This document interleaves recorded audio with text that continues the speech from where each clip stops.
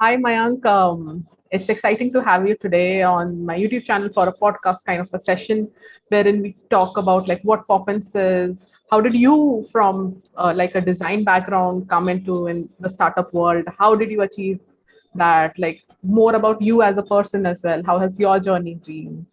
And everything. So I think the viewers will be very excited to know everything, learn about you, connect with you, maybe get mentorship from you someday. Let's dive right into it.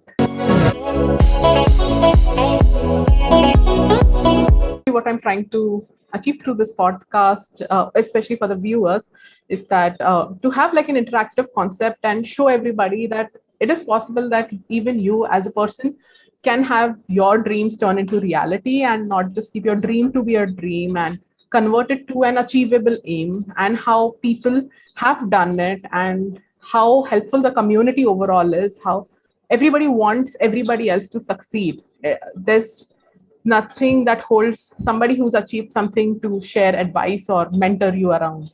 So that is my aim through this podcast. So yeah, man, coming to you. So we'll do it in pieces. So what is your background? What are you currently doing? Yeah, sure. First of all, thank you for inviting Shri. It's a very humble experience.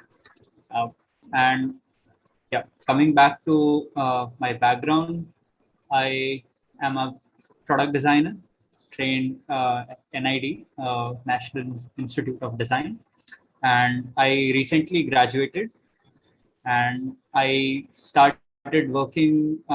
Actually, this was part of my graduation project. I have been doing academic research on employee stress and well-being for a long period of time, right? Because it was my interest area, and I have been seeing people experiencing this stress, especially in a highly competitive atmosphere, right? Like academic institutions, and once these people get into jobs, so it was always in top of my mind. And thankfully I got to meet Manjunath, my co-founder. He's a IISc alumni, and he has been working for the past 15 years or so in the Bay Area, uh, with some of the best minds in the world, right? And through his early experience in Yahoo, Mastercards, and all these companies, he has been managing hundreds of people, and he has built several startups in the field of OKRs, employee management, etc. So he had his own set of experience of employees productivity, and I did my academic research. So it was the same problem through different lenses.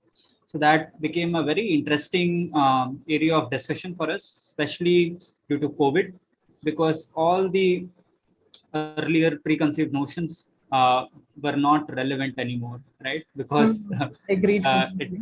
it was a true disruption, right, in all way possible. And employee stress was at all-time high, right? Because nobody was adapted to the new way of working from home and then managing family and distress, right?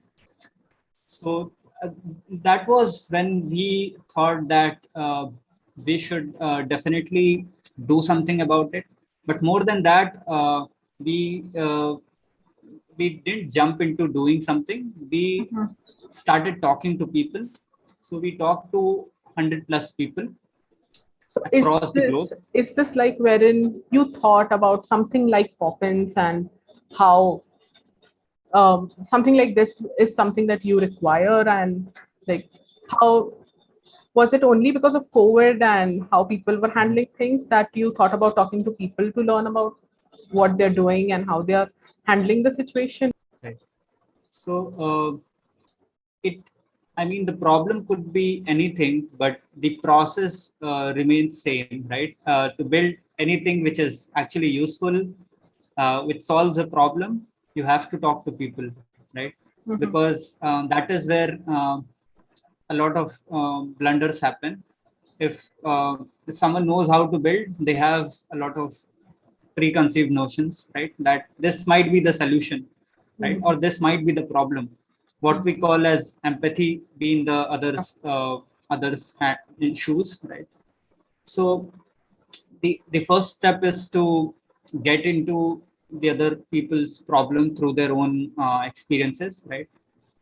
By talking to them. And actually, COVID gave us that opportunity because you could talk to people anywhere on globe, right? People were ready to talk, right? Because people are helpful in general, but even more during these times, right? Because they truly want to help each other succeed, right?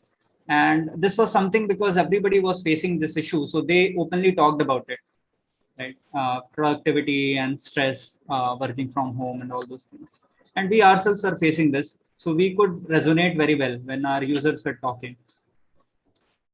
This was not in our mind actually, the solution and the specific problem.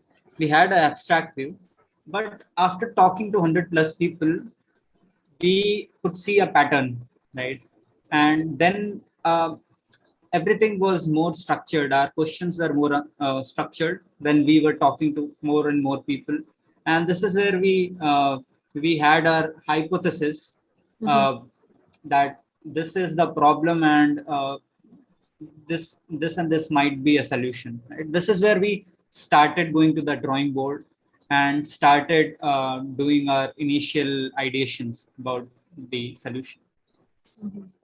So while talking to people, I want to dive a little bit more into it because I completely agree.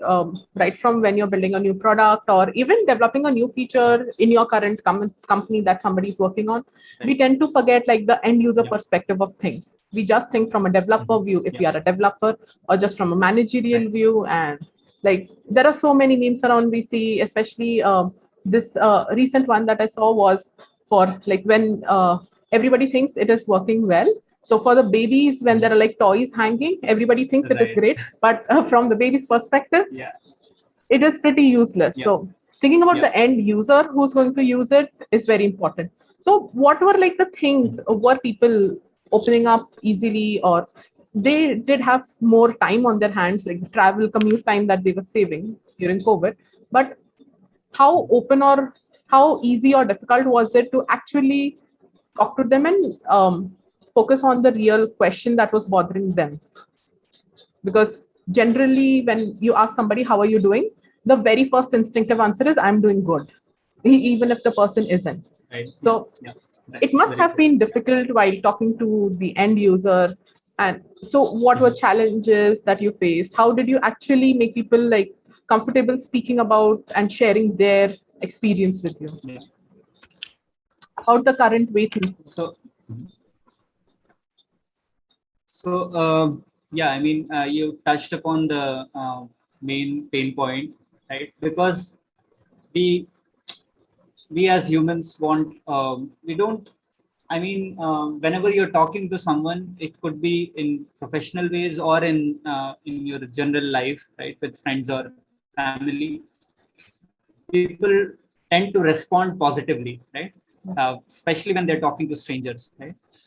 But this may not be helpful when you are building a solution for them, right? You actually want to know the problem, so it has to be like a doctor-patient relationship, right?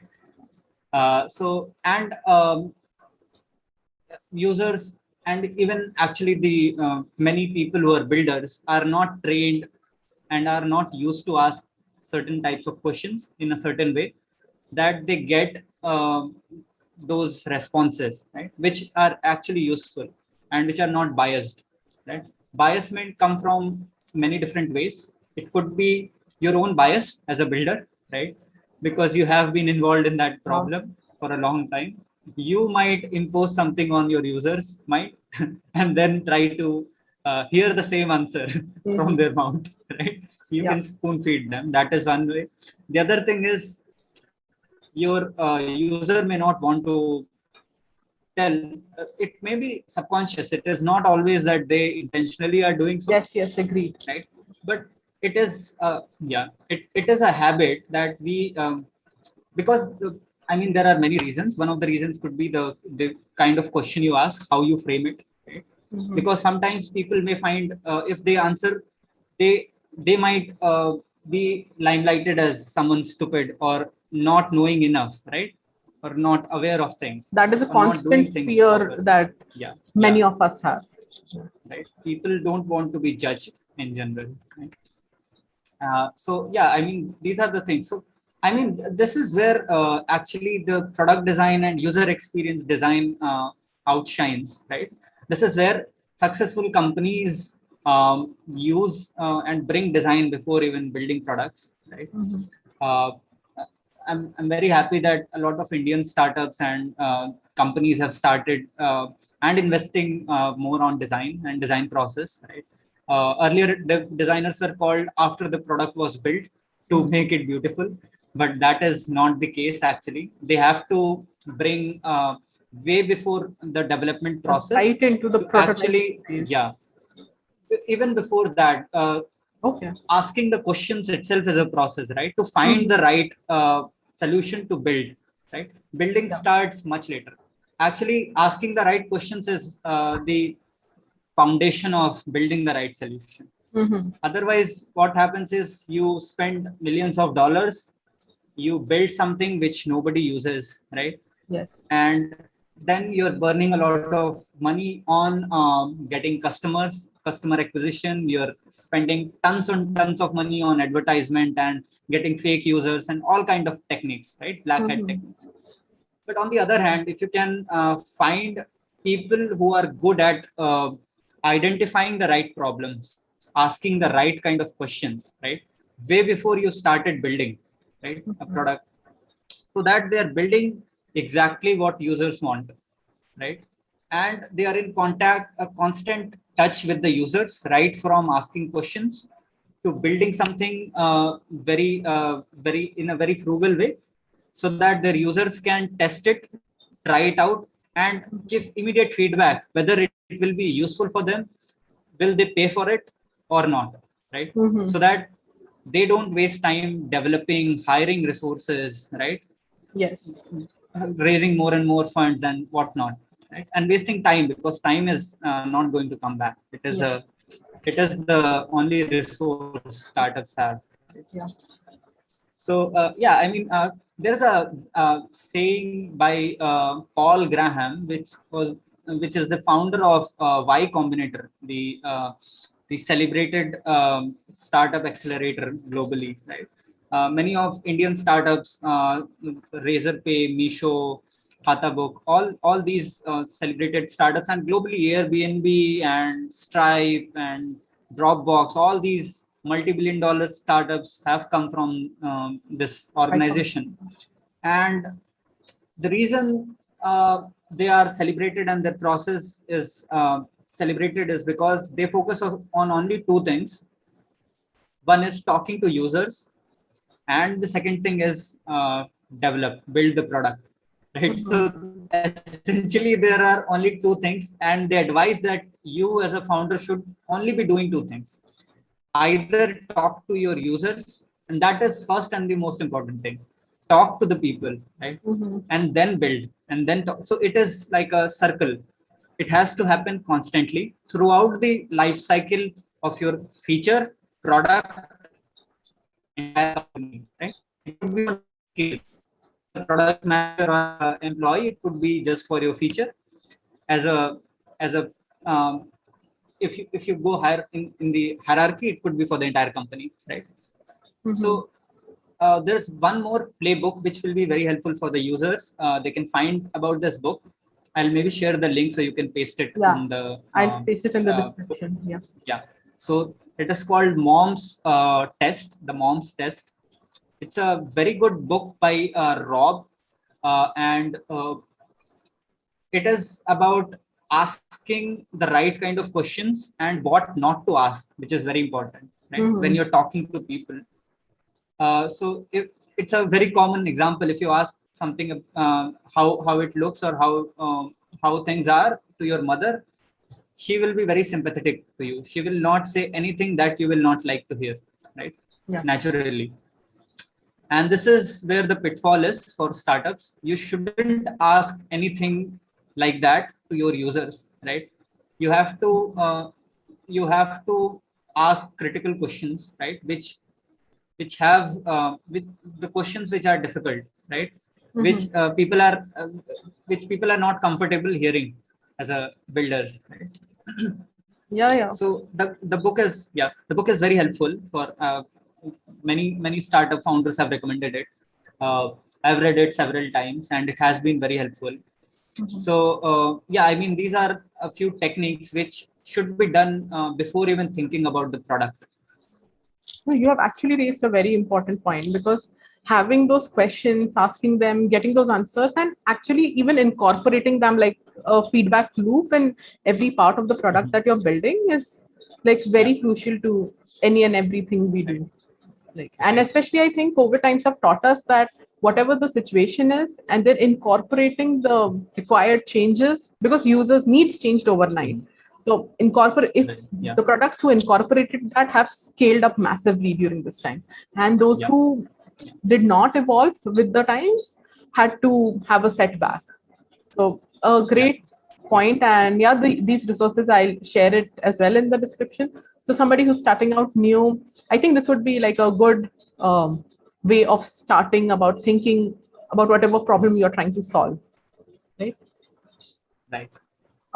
So Mayank, after this, so like let's come back to how Poppins came into place. So you were talking to your end users, and Mhm. so what was it like, and how did it inspire you to create Poppins? Like, what was the inspiration to have Poppins? Right. Yeah. So it is if you go back 1 year back, right? It was August, July, August, somewhere in that time. We were talking to these people, and we talked to all kind of people actually, from employee interns to all the way from CEOs. And uh, so what we realized was that every employer was focusing or highlighting their employee engagement and all these kind of things, right? And they were paying massive amounts to get one of these tools, right? As something which has to appear because they had to fill it somehow, right? Mm-hmm. So that they appear that they are doing something for the employees, and not necessarily solve their problem, but it was to solve a PR sort of problem, to Okay. appear as a good employer, right? Mm-hmm. During these crisis, because people were switching jobs, right? Yes, there was a lot So of that going on in the industry, I think yeah, across the world as well.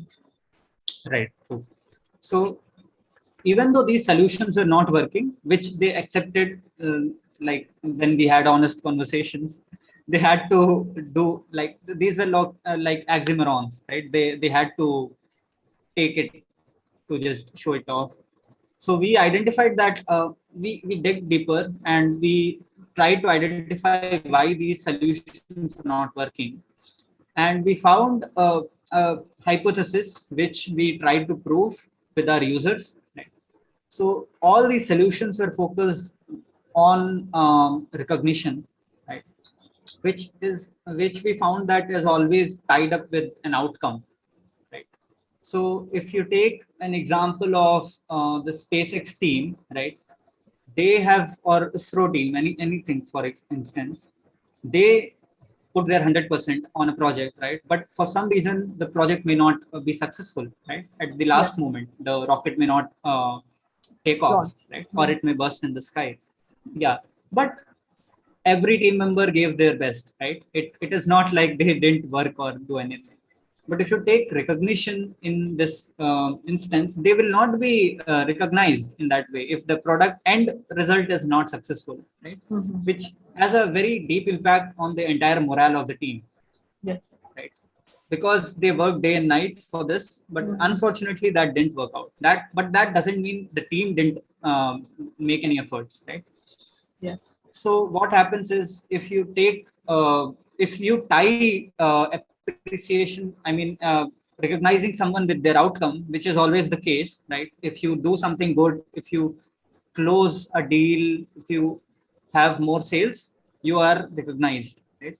Mm-hmm. So we identified that this is the problem, and the solution to that is looking at from a different side, from the appreciation side, which is honest, which is genuine, which is not tied to an outcome but the effort, right? Mm-hmm. And which it is more meaningful for a person, right? Because recognition is more outwards, right? It is essentially, if an employer is recognizing, it is more for him Yes. to gain than for you as an individual, right? On the other hand, on the contrary, so as you met, like they write a template or send you a gift box, uh, like a uh, like a template, right? So it is nothing personal for you, right? It is a standard thing which they are sending to 500 people. You won't feel anything special about it, right? Yes. But on the other hand, if the CEO or your manager appreciates you genuinely for your effort, right?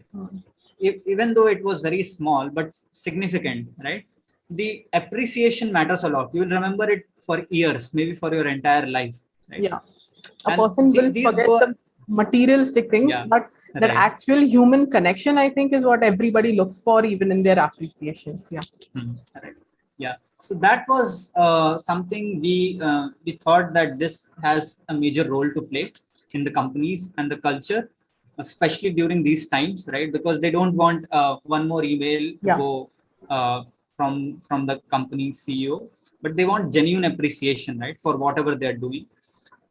So we were trying to build something very quickly, and when we looked at the companies and the uh, competitors, right, we found that if you look at the B2B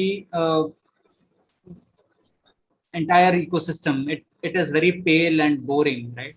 Because a, a lot of innovation has happened in the B2C space, in the consumer applications, but B2B remains like has a very slow growth, right? If you look at the softwares, enterprise level softwares, they are still very, very dumb and old, right, in terms of UI and functionality. Yeah.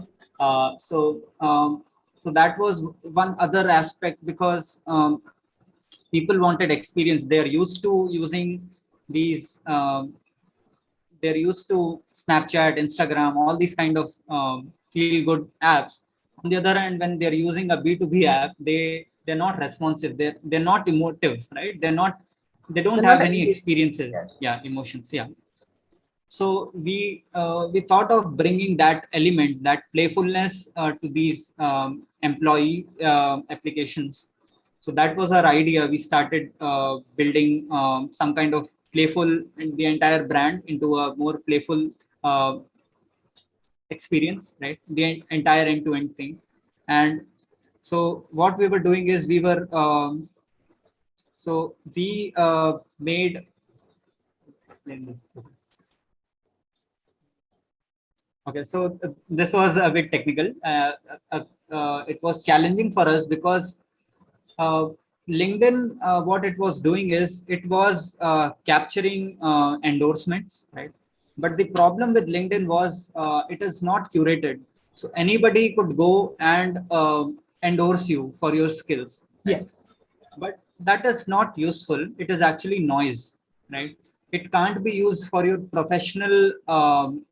I mean, it can't be used for promotion or anything which Yeah. you want to use It is not even professionally. like an actual indicator that would show if somebody is actually skilled in this, or that Right. person is like a college student who has a ton of friends and everybody is just endorsing each Yeah. other. Yeah.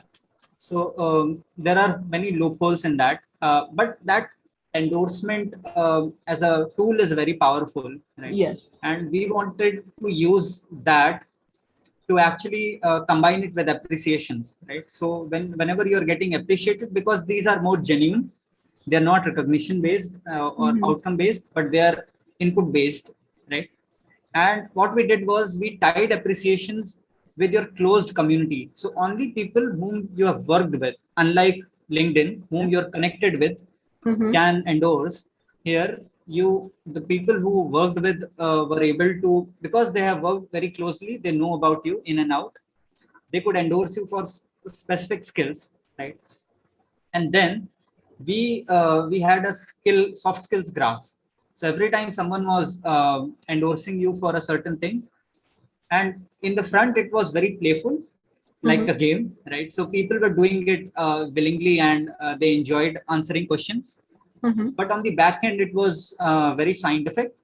we tied every trait to a specific soft skills, and then we were mapping these soft skills to actually help this person who is getting appreciated to actually use these appreciations in their maybe next I mean the promotion cycle, right? Whenever they are having a review cycle or something like that, right? Or they are applying for a new job. So something which is very tangible, we wanted to turn it into a currency of sorts, right? Which you can use. So this brings a lot of meaning, right? This also shows why this is important is because earlier to COVID, people could interview people and they can work together. Right? They got to know about people, but due to COVID, everything was happening remote. So in a 15 or 20-minute interview call, you could not know the person you are hiring for, right?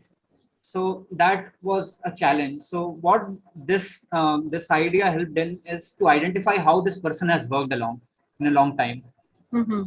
So that was our primary idea. Okay, so this is not related to Poppins, everyone. This is something that Mayank was working on before even Poppins was in the picture at all. Like, so this the solution was a bit different, but if you look at the idea was again to help employees succeed, be more productive, and be away from stress and all these kind of things. So the vision has been A quick question about what you were explaining. So how is this like different to like we have LinkedIn and we have recommendations, and like therein we that shows like a link between the person and who has recommended. But so is like the key, like the USP, that those endorsements or appreciation would be linked to a soft skill, and then that person would be able to like showcase like a tangible way of like numbers or something of showing that that person actually has that, or am I understanding it right, or is there something more to it?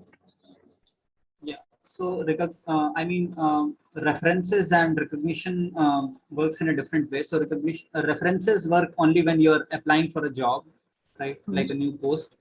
But the problem was with capturing soft skills. They are intangible, and unlike technical skills, which are easier to learn and which are easier to measure, right? You can do a HTML course, you'll be certified, right? But it is very difficult to certify you for a certain soft skill. Right? Like you cannot. So that was that somebody is like somebody is very good at communicating. Like how do you showcase that? A course certificate will not show that. Right. So we identified that the good way of doing it would be to map a person for a long amount of time and actually take into consideration how he or she is behaving or how other people are perceiving him or her, right? For a long period of time. And these people are not random people.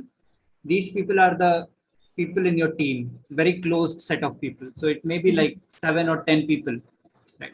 And these questions were specifically designed for this to ask. Again, this ties back to the mom's test playbook, where you are asking specific questions, you're getting very specific answer, and then you tie them back to this graph.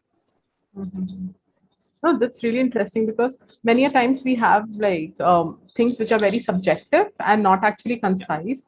So the problem that you were trying to solve is to have a way to concise it, and I like as you mentioned as well. So it goes back again to asking the right questions, so that only when you ask it right and not keep it too broad, but to keep it specific, and that is the way even the other person will exactly have an answer answering that particular point. That's really great. So, where is this product now? Can somebody use it? Or that became like an inspiration for Poppins. So, what happened to it? So we did successful pilots in different settings. So these pilots were done primarily with these 200 plus people whom we were talking to all this while. Some of them were actually CEOs of companies, right, which adopted it and tried it in their company. That's Uh, Actually, yeah, one of the users who was whom we talked to in the beginning started using it, and he loved it so much he was ready to invest, right? So that was that's something great. good. Yeah. So uh, this product actually morphed into the current Poppins. So the entire brand and everything was still Poppins before the current Slack app, because we were using Slack, right? And the problem with the this appreciation app was distribution. Right? So it is not always like everything is good, right? Yes. So we identified that there are certain challenges because it is a employee app. People have to use it in their work setup. There are very tight constraints so that we get a very good amount of data and not noise, right? So we had to add some strict measures on employee ID and other things, Mm-hmm. which made it a bit more challenging for us to distribute it, right? Mm-hmm. Because many employers don't I mean, there are different policies. People are not Mm-hmm. able to use their work ID with other apps, and especially when you are nobody, right? Nobody knows you. You're a small company. So Mm-hmm. this was the challenge. So people actually liked it, and they suggested, some of our users suggested that why don't you build Poppins on something which we are already using, and Yeah. that something turned Was out to be Slack. Slack, right? Or yeah, Mm-hmm. all these channels where people were already communicating, and there were many advantages to that. You don't have to have one more app, right? Context switching is Hmm. not happening. So these Yeah. became the inspiration for our this product. People don't have to keep one more app in their mobile. They're very hesitant about it, right? Anybody Mm. would be. I am. Right? And the employee was not comfortable when people in their working hours were using a third party app on their private device, right? Mm-hmm. So all these were challenges which were not on Slack, right? Hmm. Employee was happy that you're using Slack, and you only wanted to have attention of 30 seconds for people, which is very good on Slack, right? And Yes. Slack has very good distribution. Yeah. Hundreds of thousands of companies use Slack, Yeah. right? So all these things Great for became its adoption as well. So right right. from any startup to a big MNC, like everybody uses it. Mhm. It's in their approved lists of like work Right, softwares, everything. right, right. So all these became these shortcomings of the mobile app became inspiration for our this.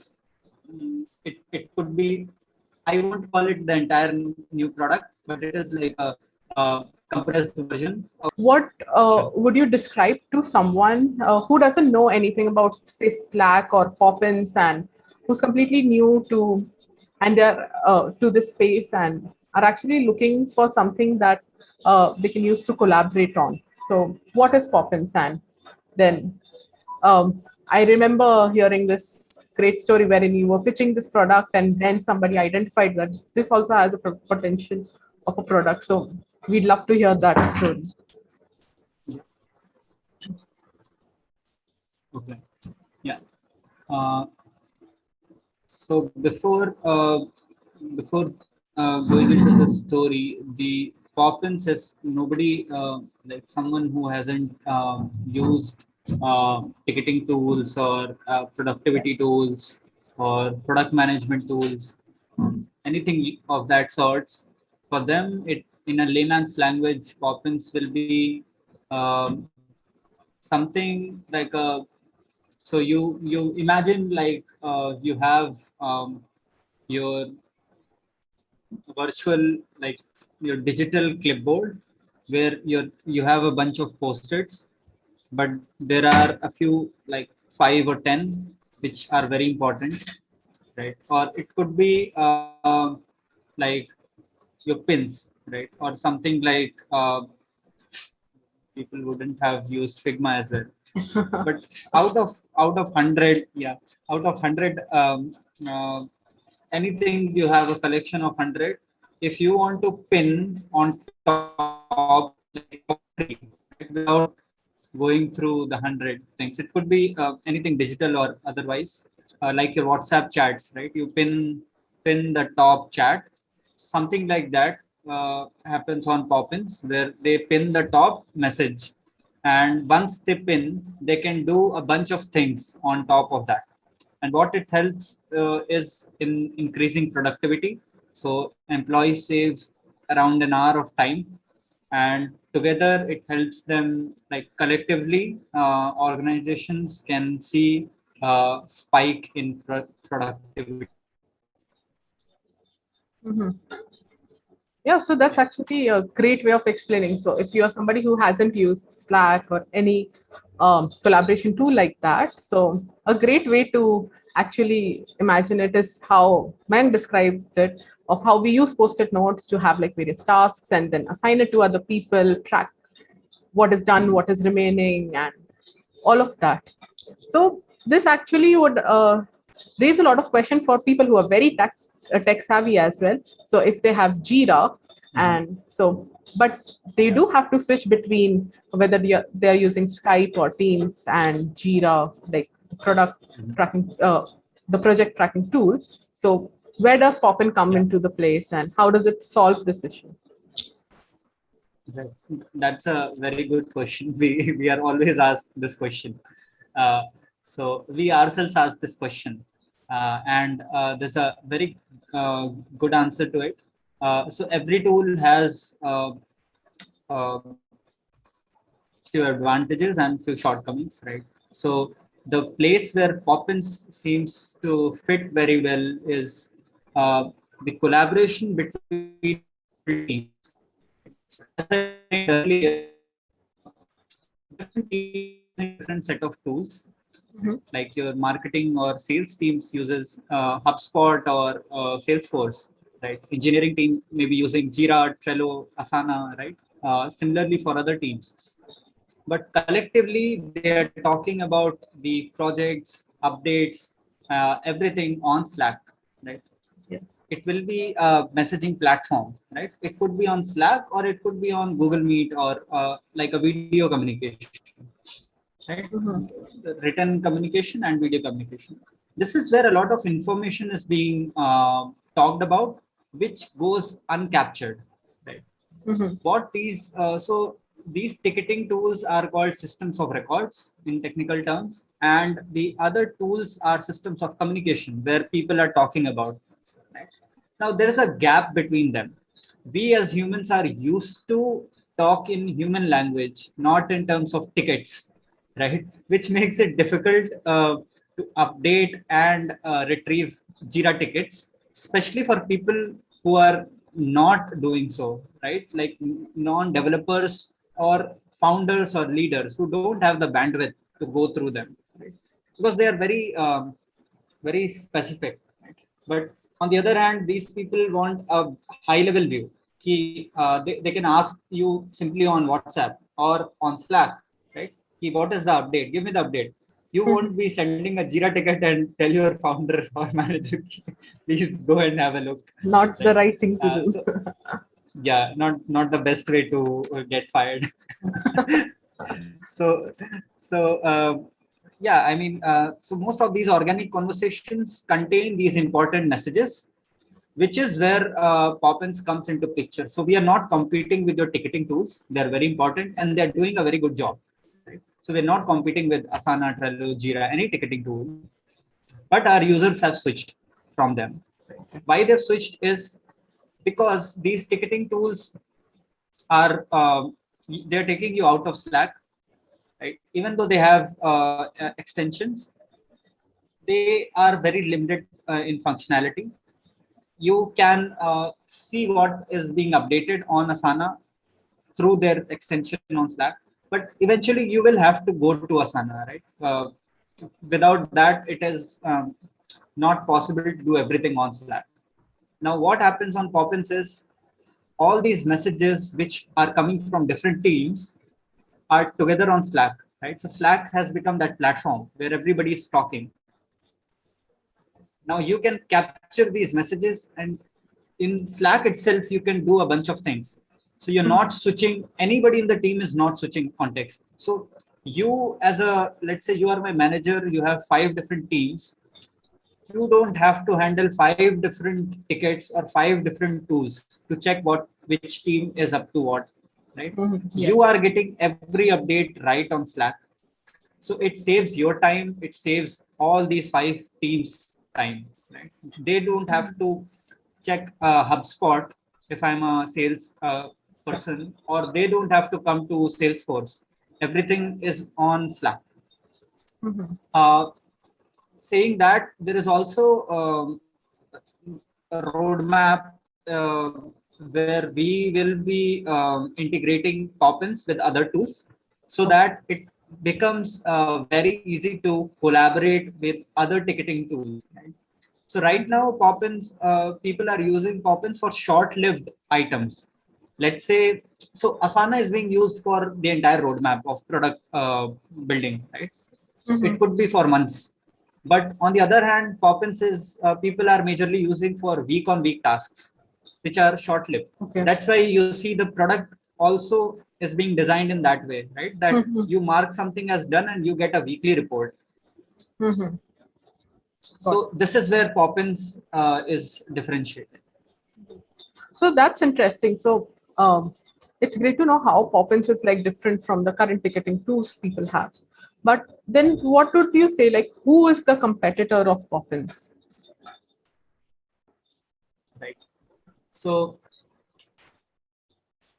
I mean, there are a few apps which are which are capturing items on Slack, and they are doing similar things. Actually, you can do a bunch of similar things on Slack as well. But the problem with these tools is once you capture these items, they're taking out of Slack. I mean, that is very easy to do, right? Because building a web app is very easy in today's world, right? It is, you will get it in a matter of days, right? So, and it is very obvious because Slack is very restrictive in a way. You have to, I mean, you saw the demo. There are a lot of restrictions in terms of what functionality you can have and what interactions you can have. Right?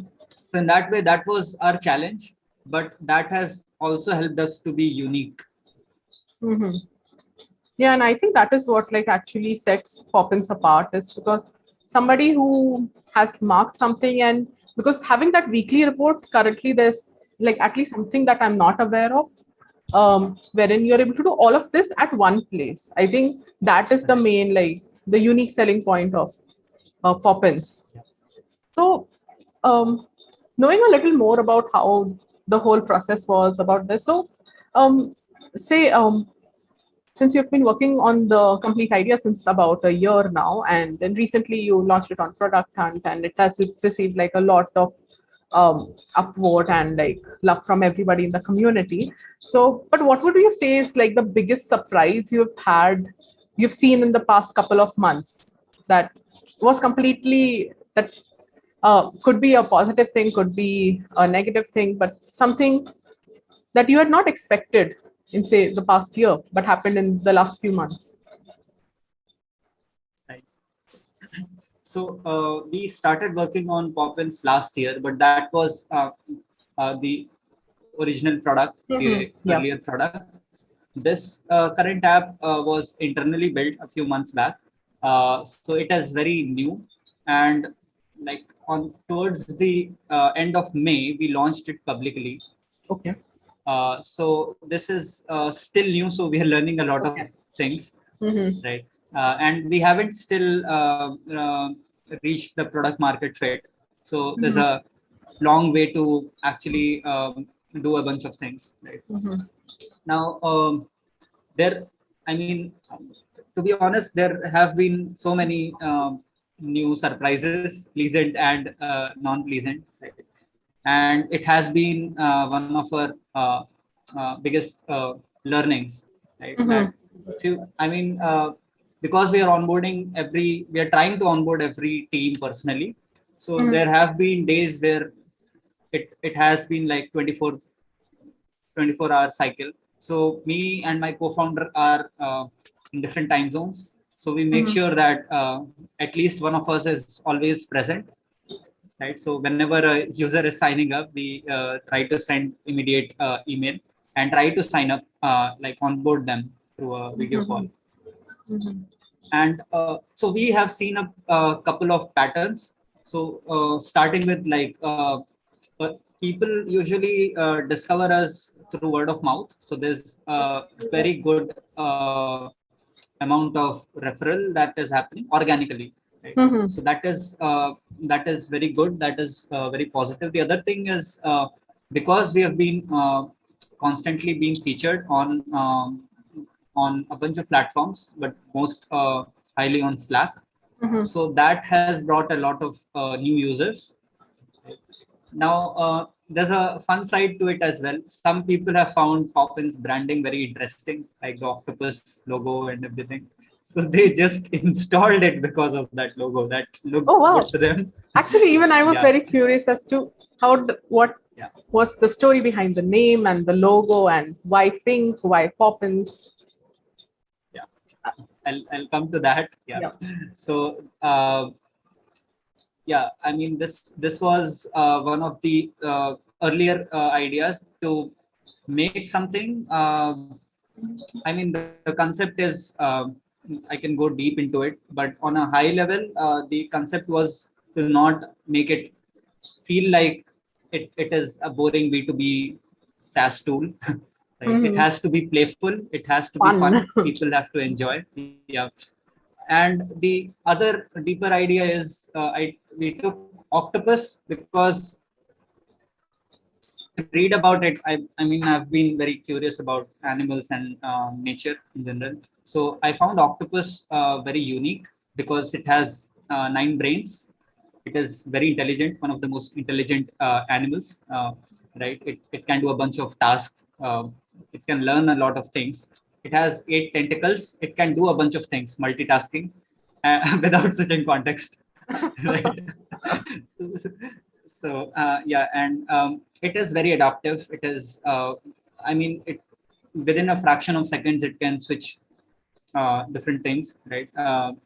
In whichever context it is, it gets adapted, right? It could be in terms of color, it could be in terms of visual appearance, right, as well as functioning. So all these metaphors came from octopus itself. Then these were bubbles were, yeah, bubbles were already there in terms of the branding. So these were like bubbles of information from different sources of communication, right? It could be your ticketing tools, it could be different teams, bringing them all together. So imagine a octopus playing with the bubbles, underwater bubbles, and bringing them all together. Wow, very interesting. And then why Poppins? The name? Yeah, the name. Yeah, so so there's a nostalgia feeling in the name itself, right? And the way you talk about it, it sticks to your mind. So it is very sticky, the name, because of the word itself, Poppins. And this brings, the moment you hear about it, it has that kind of spark to bring all this fun, childlike memory, right? Yeah. So, and this is actually, we talk to our customers and from different age groups also. So we talk to 50 plus age group people.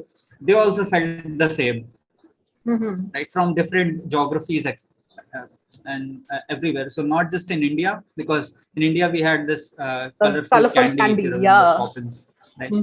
Yeah. So people associated that as well, like the playful and nostalgia feeling. But in other markets as well, like in US and Europe, people found it very fun, playful, the name.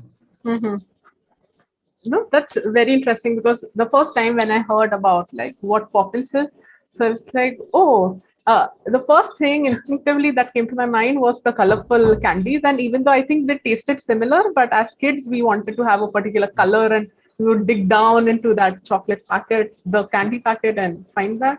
Yeah. And completely agreed. Hearing the word Poppins does bring a smile on your face. And I think that once that smile is there, like the brain. So you have actually worked like on a reverse psychology for a person to have that name associated. Like hearing that word, Yeah. we feel happy, and then we want to learn more about it. Great play on that. Right. Yeah. So the end goal was productivity and happiness. So it becomes part of the entire design language. Hmm. So that's really wonderful. Also, one more thing I'd like to know is, and I think a lot of people would be curious. So, since you recently started this and you are a recent grad, very young, just like full of fresh Mhm. ideas. So, how much did you invest in it? Do you have seed funding? How much of your own money did you put in? How much are you making out of it? Like all the finances on a like a higher view, if you can share a little Yeah. bit about that. So we have been bootstrapping for the last 1.5 years. Right. So Okay. we haven't taken any salary. So it's again coming back to your earlier question. It is starting up is difficult. It is very hard, right? So I mean, it sounds very glamorous from the outside, Hmm. but uh, I mean, there are a bunch of things which you learn eventually through starting up. So starting up is beautiful as well, because there is, unlike any other learning which happens, right? So Yeah. you are, it is like learning on steroids. You are learning a bunch of things every day, right? Yes. And you are failing a lot. Yeah. So you're learning by doing, right? So no, there is no spoon feeding at all. Hmm. And especially in my case, I don't come from a technical background. Even though it is a premier institute, but we don't, like, nobody has done a tech startup in the past. So Yeah. I don't have a reference point, unlike, like, if you're from Hmm. IIT or uh, NIT or anybody, IIM, right? Yeah. You have From like your technical. seniors, mentors, and then you have full network, because network is very important when you're starting up, right, in entrepreneurship. Yes. All the way from funding to advisors, early employees, right? Hmm. Everything comes from these networks, Hmm. and that was not there. So I had to build everything from ground up, which takes time. That's So commendable. that was also, yeah, that was also a challenge. Then learning to talk to people, not just from our geography, but across the globe, listening to their problems, understanding how they work, how their culture works, how their teams work, right? Hmm. That has been very so that is the learning part. uh, so coming to the finances, we are raising. We are going to raise funds soon for pre-seed, and we have been getting a ton of interest from VCs and founders. Hmm. So yeah, you'll hear the news soon. That's really interesting. So something, so having an impact. So I would say this is like such an organic impact. Like your reach is very organic. Mhm. The Right. users, because it's like a word of mouth publicity, not actually like spending money on a lot of marketing or Yeah. like publicity, and actually having the community build up, uh, like the hype and having people Yeah. use it more, and that's actually wonderful. And then yeah, looking forward to hearing something from Poppins soon, and uh, Yeah. like having it grow as a great brand. So, Yeah. uh, following up on this question, so Mhm. how important is it like to have a community? Like you talked about the network and how Mhm. being from a different background, because you were from a Yeah. design background, Yeah. so you did not have a lot of technical like seniors or Mhm. mentors or Yeah. people in your college. So Yeah. how important is the network? How important is the community? And like how did you leverage it? Right. So network is everything in short, right? You can do anything with network. I mean, everything. If you look at it on a high level, humans are social creatures, right? So whatever you do, especially in the case of startups, you're always building for someone else, right? So there is always a very high chance that there will be a network, right? Mm-hmm. It is not just, you can't build anything in silo, unlike an artist, right? Mm-hmm. So I'm talking about the process, not like something is good and Yes. something is bad, right? But the process, so you can't, because that is expression, but here you're solving a problem, right, for the other person. So it is like a doctor can't treat in silos. Yeah. They have to have a patient. Yes. So just like that, so you need visibility, you need a network. But the good thing about that is, if you don't have one, you can start building one, right? And it takes time, but if I mean, if you continue to doing, it is like the saying of Bhagavad Gita, right? You don't have to worry about the fruits, you have Yeah. to do your karma, right?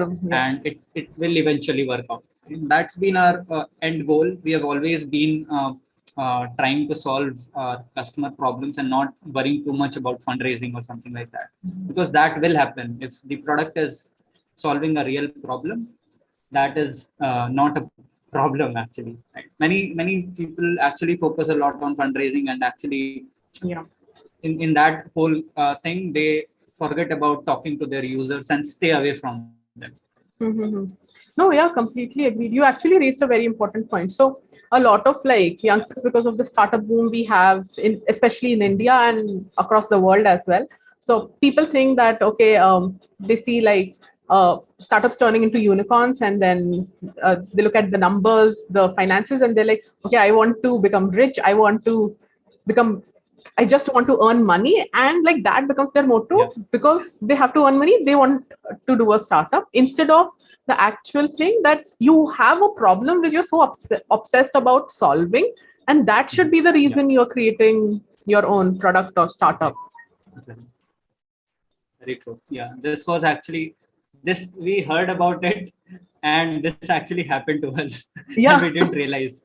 So we were building something else, but to solve our own problem, we had to build a tool. We had to build a solution.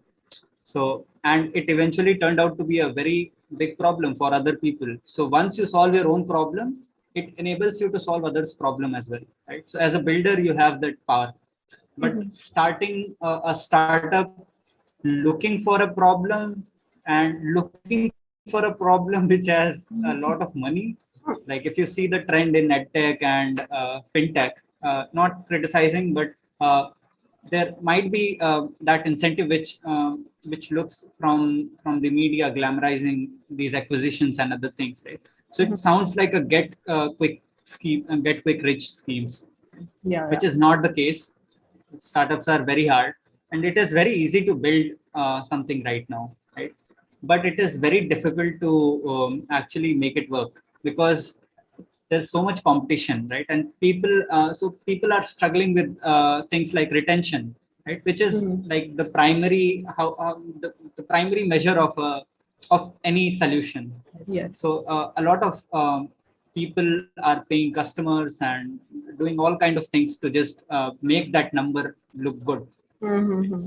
But honestly, a lot of companies haven't figured out a way to organically grow retention. Mm-hmm. Yeah, so I think retention would be one thing that is like a key thing that maybe even Right, Poppins is focusing upon, right? A great right. challenge Yeah, that you are solving right now, but as you scale up, that is a key factor that will drive how you grow and like impact lives on an right. everyday task to task basis, I would Yeah, say. yeah. Um, so, to know a little bit more about you, so if you had the chance of having like a dinner or a conversation over dinner with any three people, Mhm. be it like dead or Yeah, alive, yeah. so who would they be and why?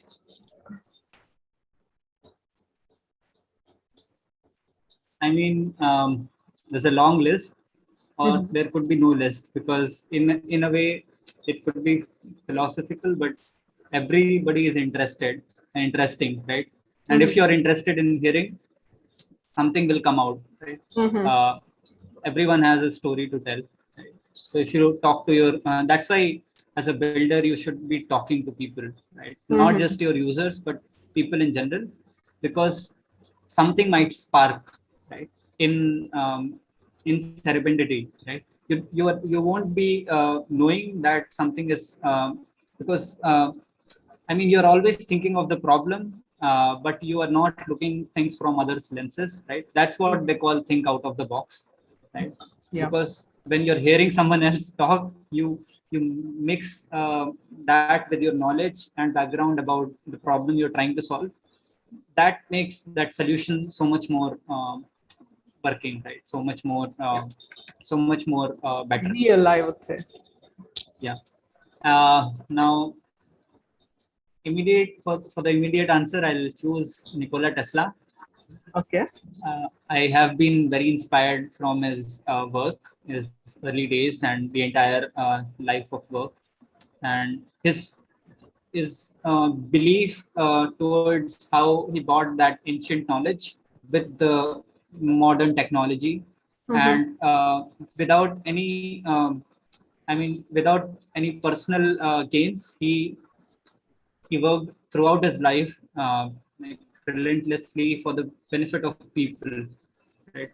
Mm-hmm. So I think he is very inspiring, and people should read about him. Mm-hmm. The other person will be the current person right now would be Paul Graham, the founder Yeah. of Y Combinator. Yes. You can find a lot of resources on YouTube.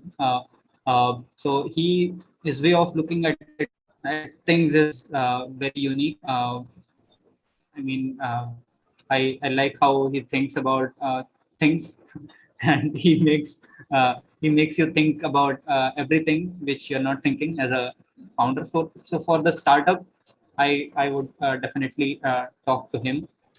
Hmm.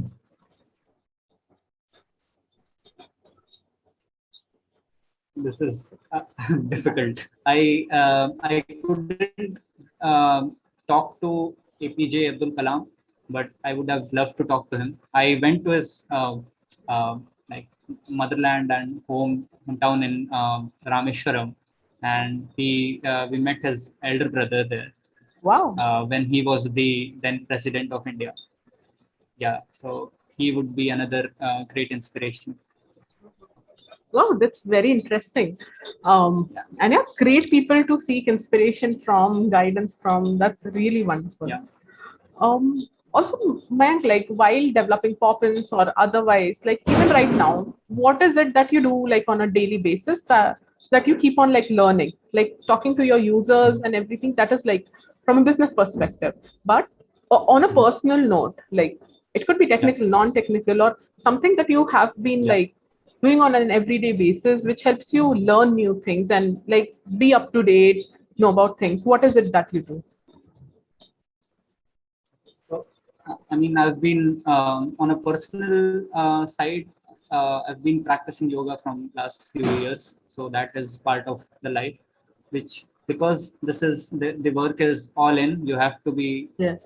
present, and you have to be omnipresent across all channels. Yeah. So right now, I manage all the marketing as in organic. Like whenever someone is talking about you or wants like your users on socials, you Mhm. have to be present, right? You have to be responsive, and these things. So you have to be alert all the time, right? So these things, meditation and other things are definitely helpful. I recommend everyone who is starting up because it is a lonely job. Mhm. You're not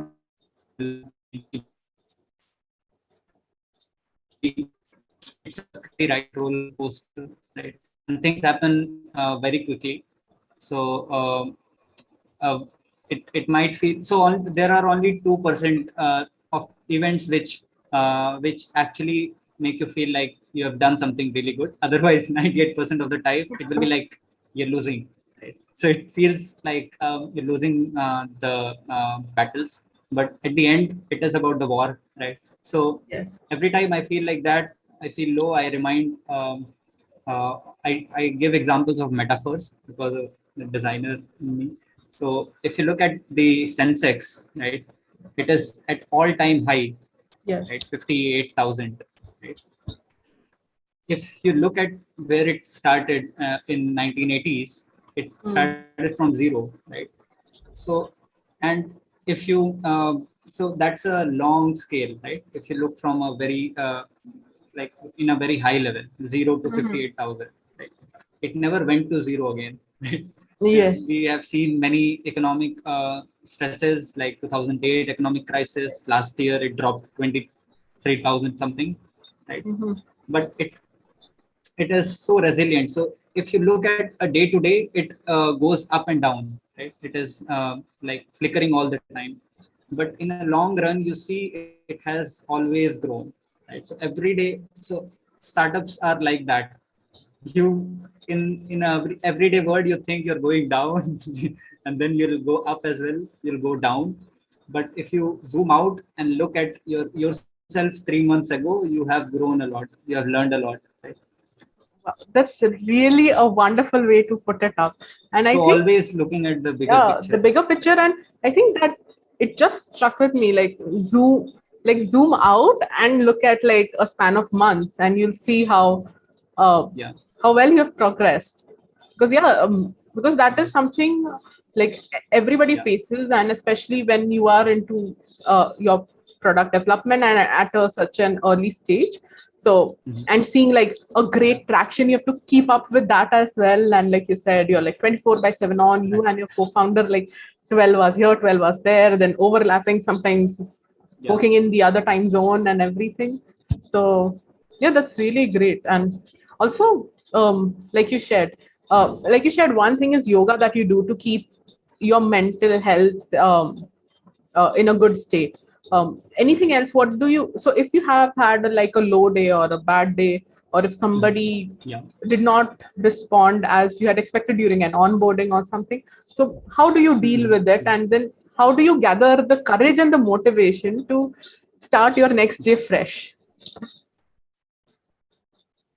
So the best advice is to um, get good sleep. Sleep is the best medicine of all, right? So if nothing is going right, uh, I mean, saying it is easier than done, but try sleeping and hope tomorrow will be better.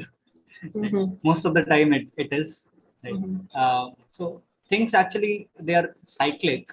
A lot of time it feels like a value of death in startups, right? And there have been technical, like scientific studies around these that you might feel like there is no hope around it and all these things, but things turn out to be not that bad, right? So I mean, there are a bunch of things you can do. I my go-to thing is to cook whenever I feel stressed because I'm a vegetarian. So I was living in South Oh, India great. for High five. I'm a 4 years. vegetarian too. Yeah. Yeah, It gets difficult yeah, sometimes. Yes. yeah. So I love to cook, and cooking is also a beautiful process because you giving I mean you can learn a lot and it is stress reliever as well. So Hmm. by learning a lot, I mean that if you take example of something very very simple as tea, right? Chai. So it is so simple, anybody can make it. But if you start thinking about the complexities of tea as a product and you as a builder, as a founder, Mm-hmm. imagine you are for you it is very easy, right, to prepare a tea because now you take it for granted, but you have all the information required for you as a user is already stored in your brain, right? But things get challenging when you're preparing tea slash. So every time I say preparing a tea, you imagine you're preparing a product, building a product for someone, your users, right? Okay. Mm-hmm. So when you're so assume that there are 10 guests in your home today, right? Mm-hmm. And you have taken up the challenge to prepare tea for them. Your mother is talking to them. So now what you can do is simply you can prepare tea and serve them, right? But for you, tea might be something different, and for them, tea might be very different. Just look at the variety of teas broadly, Yeah. right? There are at least 10 varieties of teas, green tea, black tea, whatever, right?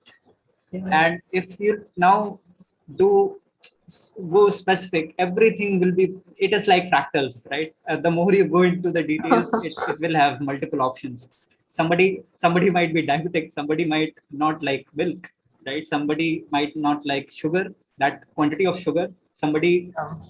might want a teacup with a plate, right? Somebody might like it in a glass. Somebody might not like the quantity of tea you have given them. Somebody might Oh love my it God, and so want to many have things. more, Yeah. but you don't have tea. Uh-huh. Yeah. And somebody might like elaichi, somebody might like masala tea or ginger. You don't have that, or you are not serving them, right? Yeah. All these things matter. What if you could talk to these people before serving them tea? Right? Your tea doesn't get waste, your efforts don't get waste. They are Asking the end satisfied. user, yes, Yeah, you are before building the product, before before building serving it. them tea. How is it? They will say it is good, beta. So this is like the mom test, right? Ask them, ki, how would you like the tea if you're diabetic? Don't serve them very sweet tea or Mhm. serve them sugar separately, right? Mhm. So that is one beautiful metaphor, as simple as tea or Maggie. Right? Mhm.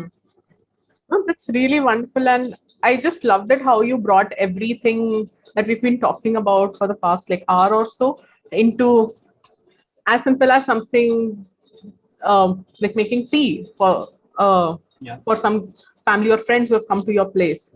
And I think that very well sums up as to something that might look so great on the outside, like any startup looks so great and easy on the outside that it just made money and the person became rich. But actually, the thought process, the hard work, there are a ton of things that can go wrong. Like you could be out of gas, you're making tea, but you could be out of Yeah. gas. So things, Right. and it may or may not be in your control, so improvising and doing things, so that's Yeah. really wonderfully put up. And yeah, before we like end, I think I can, like, we can keep on going on, but then it'll be a lot of, it'll just keep on going. So Yeah.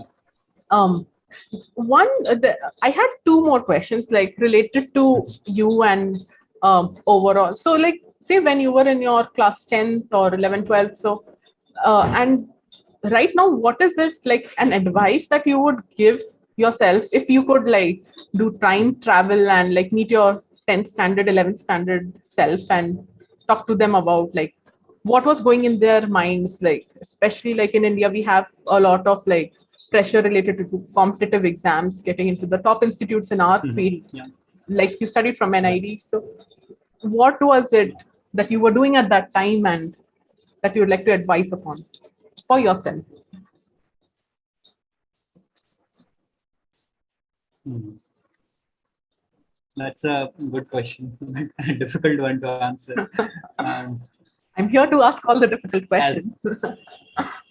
as far as I remember, I've only like done whatever I've done only one time. Like I haven't had a chance to do the same thing two times, experience the same life in a different way.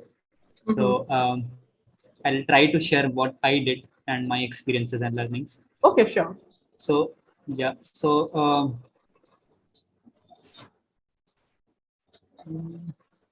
yeah, I mean, a lot of things happened by chance, but turned out to be good.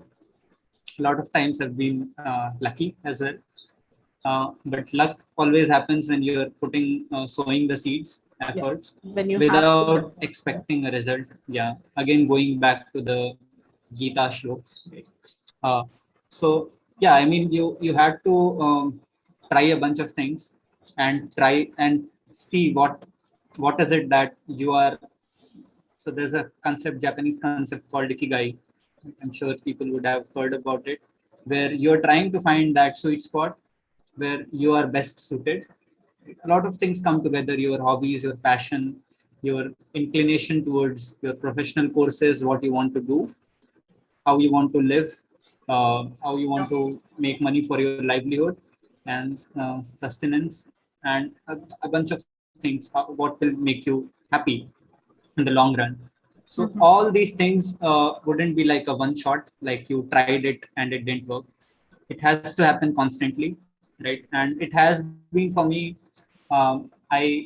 I did a bunch of things which seem like unrelated if I was in 10th class, Okay. but now if I look back, everything seems to be connected. So there's a saying, Steve Jobs also quoted this multiple times. You can always connect the dots backwards, right? So Yeah. if you look at what events happened, what events triggered to what I'm doing right now, this is all seems like connected, right? So I was till 10th, I was a science student. Then 11th, 12th, I did from a, I mean, this is a different story. I I did a lot of exploration while doing all these things as well. So in 11th, 12th, I was traveling to a different city, commuted for like 3 years with Wow. local people, local trains, and transportation. A lot of experiences from real life events and people. All Mhm. sort of people travel. They share, like you can Yes. experience India through traveling, right? Yeah. So that happened in like a micro version. So I was doing that, experienced a lot of things. Then I was actually preparing for CA, Chartered Accountant examination, and then later senior suggested that I mean drawing was always something I loved and enjoyed doing. So she suggested that you should aim for NIFT, National Institute of Fashion Design, Fashion Technology. Mhm. So I just gave the examination, and thankfully I got selected. Then there was some event where I got to know about NID, and I thought this is it. This is the place I want to go to because I never heard about the kind of uh, teachings or the courses which were there happen in India, Mhm. and there were only like 60 seats at that point in time. Mhm. So I prepared for it, and then thankfully got into it.